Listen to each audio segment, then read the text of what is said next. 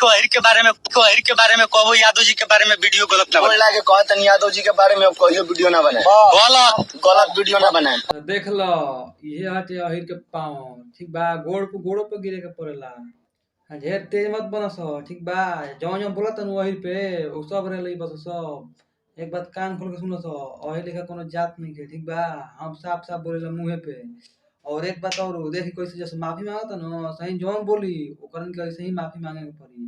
आ गोड़ पे गिरी बस, गोड़ पे ना भाई। तू लोग समझ सकत रहो कि कौन सा गलती कइले बा, आज मान ला कोनो गलती दूसरों कइले होई गलती, तो ई माफी काहे गोड़ पे गिर के मांगता। जब कुछ बहुत जबरदस्ती कइले होई और के माने गाली देले होई, कुछ ना कुछ जरूर कइले होई, तबे ये एकरा गोड़ पे आदमी गिरावता। ऐसन वीडियो कबो देखलो ना हम लोग, एगो और हम वीडियो देखलो नहीं जानत रहो लोग। हम वीडियो खोज के अगले वीडियो में बना दे, हम लंगटे क के मारत रहो ठीक बा। देखला ही हो खबर तू लोग, लंगटे क के मारत रहो तो सुधर जा बेटा, काट दे। और इनके बारे में बोला लो, काट दे। तो जय भोजपुरिया समाज, अगर हमारे चैनल के सब्सक्राइब ना कोई लोग बोलो तो रहो सबके स्क्रीन पे हमारा चैनल होगा तो यूट्यूब, और रहो सब वीडियो फेसबुक पे देखो तो बोलो तो आज यूट्यूब पे देखा तो भाई चैनल सब्सक्राइब कर लो तो ठीक बा, ना कोई लोग बोलो तो सब्सक्राइब कर दो। और देखो हमारे चैनल के स्क्रीन पर लोग थे अमरेश अहिरान तूफान न्यूज भोजपुरी।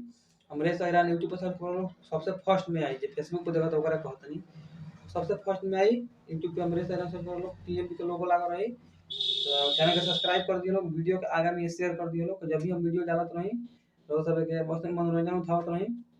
चलो लोग नेक्स्ट वीडियो में मिलत नहीं, फिर जय भोजपुरिया समाज।